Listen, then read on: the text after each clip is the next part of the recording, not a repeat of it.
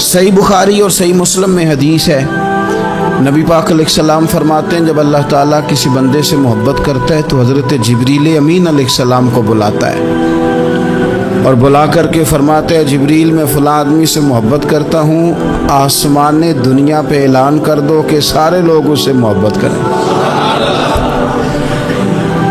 और फिर फरमाते हैं कि ए जिब्रील अमीन अलैहिस्सलाम आप दुनिया में लोगों के दिलों में ये बात डाल दें कि अल्लाह फ़लाँ आदमी से प्यार करता है, लिहाजा सारे उससे मोहब्बत करो। सालिहीन का प्यार दीन का बहुत बड़ा हुस्न है। बुखारी में, मुस्लिम में, कुतुब अहादीस में एक पूरा बाब है कि किसी से मोहब्बत करो तो अल्लाह की रज़ा के लिए और किसी से बुग़्ज़ रखो तो अल्लाह की रज़ा। पूरा बाब है, एक दो हदीस नहीं। हुजूर ने फरमाया जिससे तुम मोहब्बत करो ना अल्लाह की रज़ा के लिए, उसे बताओ भी कि मुझे आपसे मोहब्बत है, उसे बताओ भी, ताकि वो भी आपके लिए अच्छे जज्बा।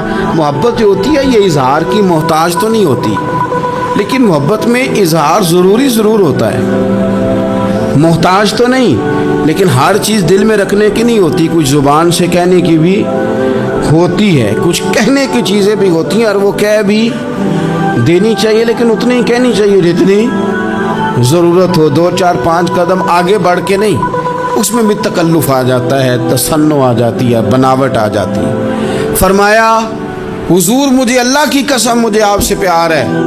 तो हज़रत मुआज़ इब्न जबल मुस्कुराए और मुस्कुरा के फरमाने लगे क्या कहा तुमने? कहा हुजूर अल्लाह की कसम आपसे प्यार है। फरमाया फिर सोच के कहिए। कहा अल्लाह की कसम आपसे प्यार है। फरमाते उन्होंने ना मेरा कपड़ा पकड़ के मुझे खींचा और करीब करके कहने लगे सुन फिर मैंने नबी पाक से सुना है जो दो बंदे रब की रज़ा के लिए आपस में मोहब्बत करें अल्लाह की मोहब्बत उनके लिए वाजिब हो जाती है।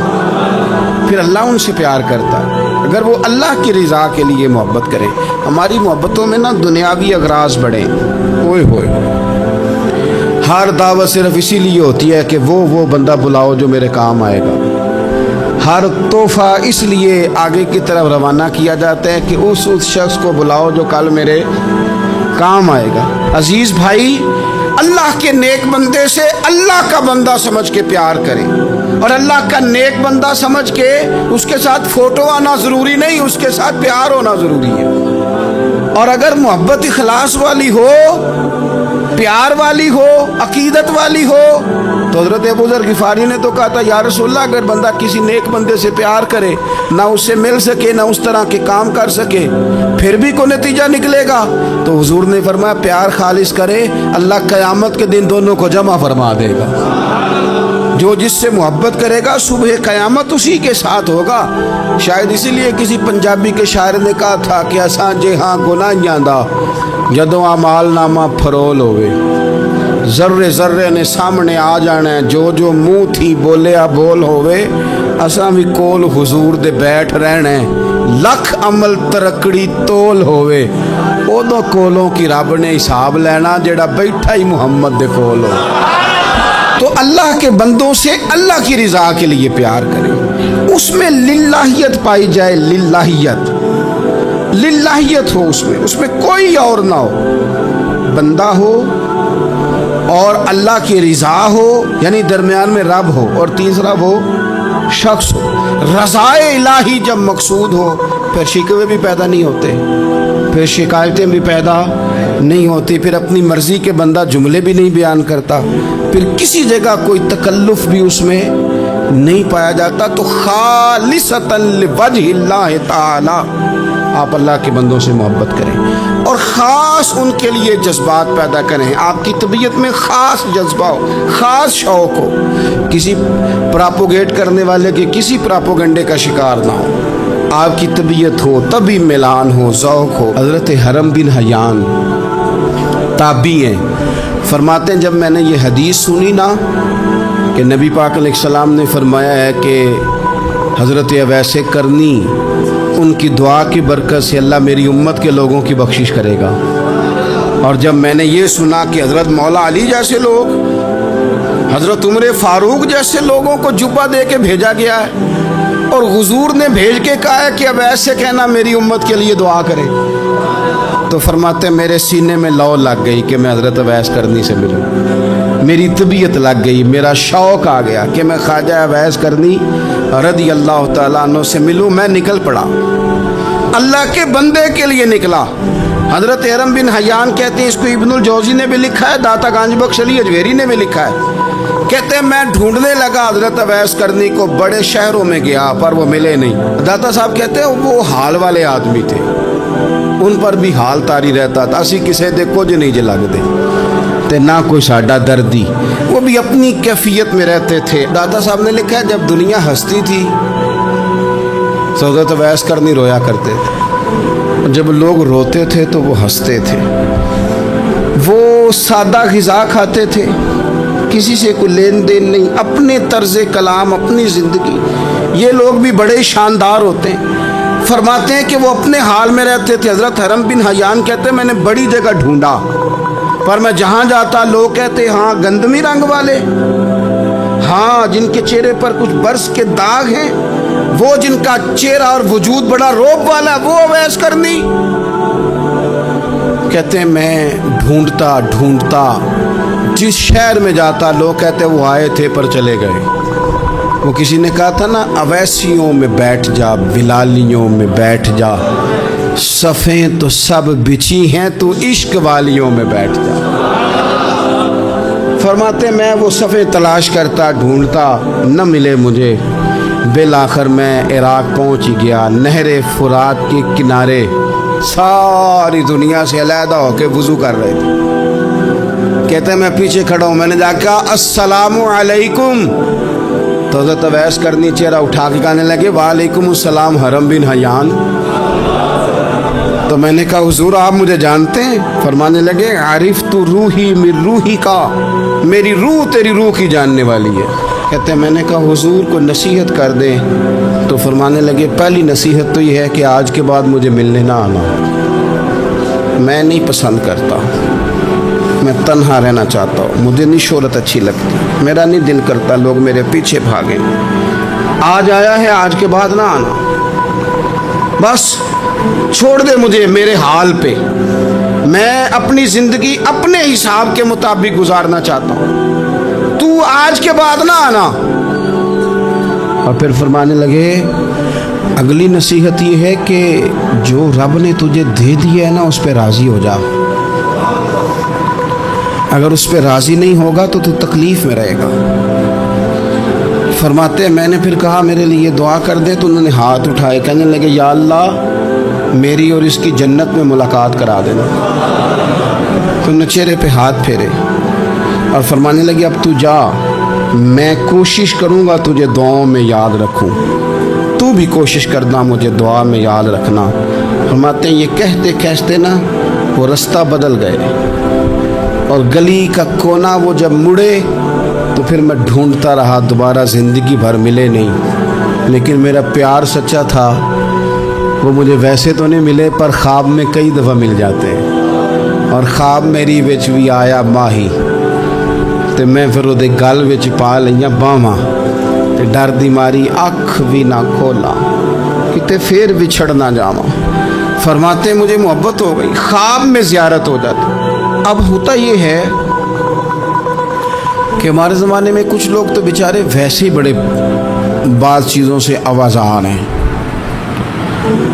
उनकी तबीयतें वैसे ही बड़ी तल्ख हैं, बड़ी तुर्श हैं, वो वैसे ही ज़रा दुनिया से हट के चलना चाहते हैं, उनका मिजाज है।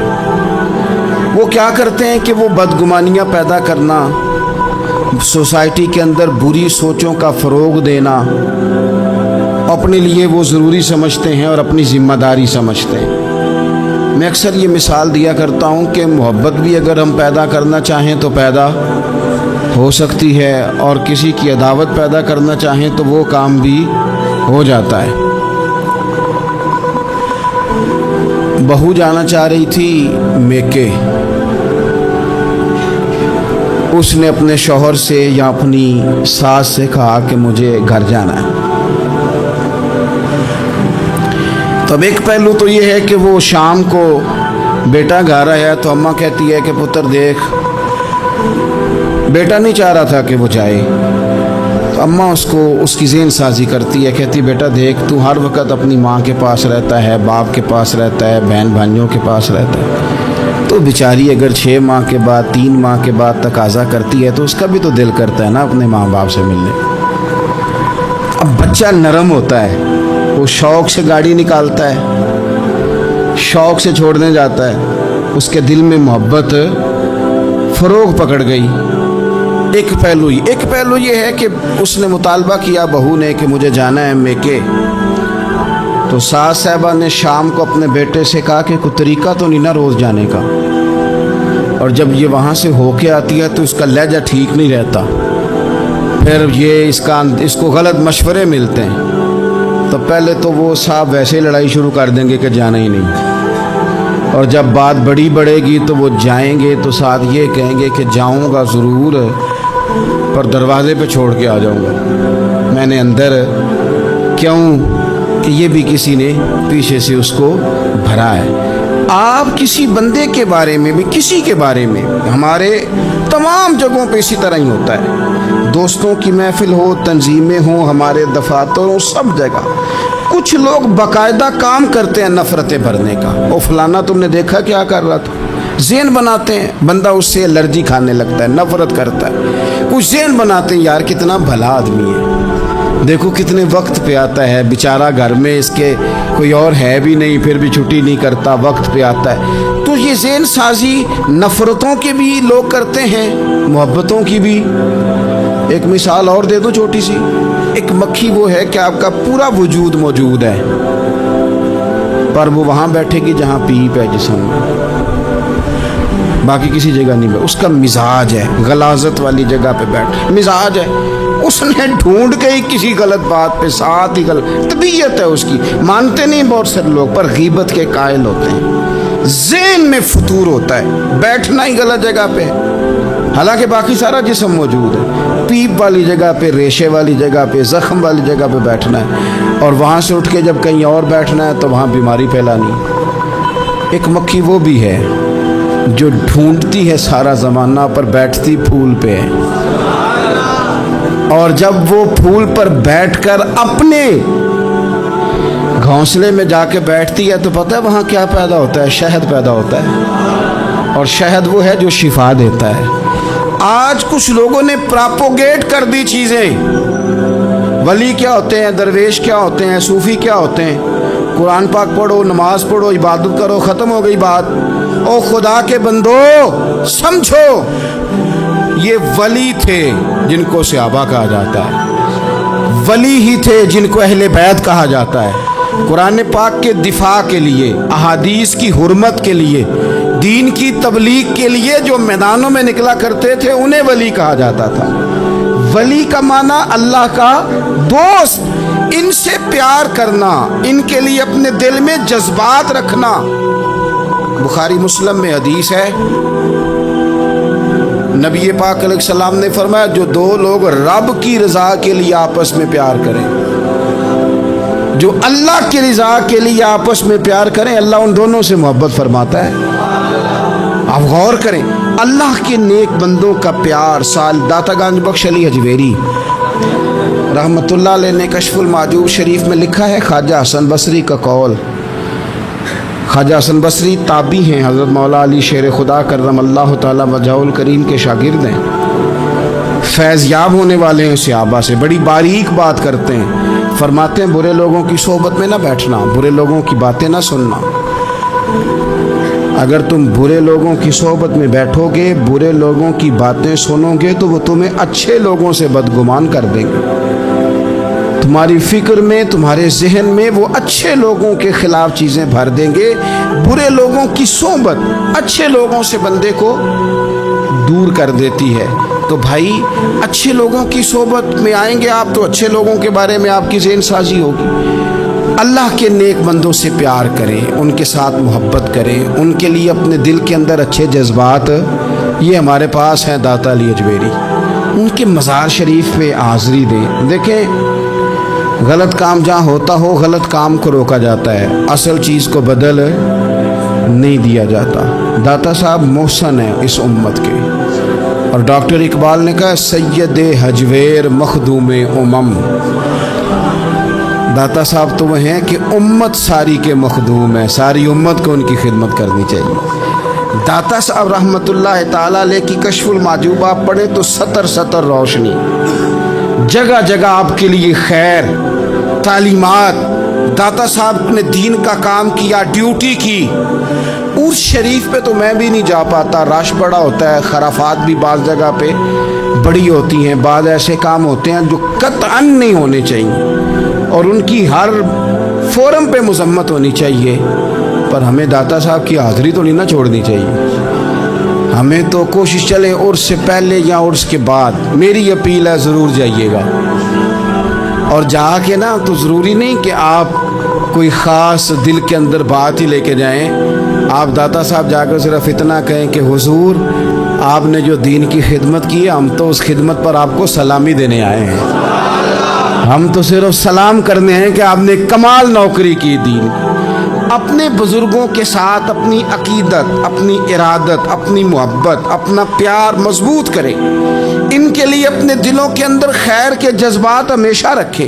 صحابہ کرام کے لیے، اہل بیت اطہار کے لیے، امام بخاری کے لیے، امام مسلم کے لیے، صوفیاء کے لیے، حضرت غوث پاک جیلانی کے لیے، خواجہ معین الدین اجمیری کے لیے، حضرت بہاؤالحق نقش بند بخاری کے لیے، حضرت سیدنا داتا علی اجمیری کے لیے، حضرت پیر سید مہر علی شاہ کے لیے، امام احمد رضا کے لیے، علیہم الرحمہ۔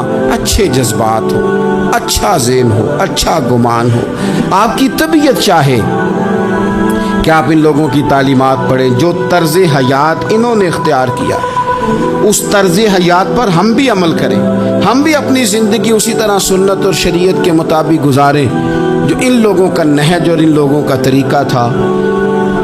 الترغیب و ترہیب میں نا ایک روایت موجود ہے، ایک تابعی بزرگ ہیں حضرت ابو ادریس خولانی رضی اللہ تعالیٰ، وہ کہتے ہیں میں دمشق کی جامع مسجد میں داخل ہوا تو میں نے دیکھا کہ ایک نوجوان، بالکل کالی داڑھی لیکن بڑے خوبصورت چمکتے ہوئے دانت ان کے، لوگ ارد گرد کافی سارے بیٹھے تھے، مختلف مسائل پہ بات کر رہے تھے۔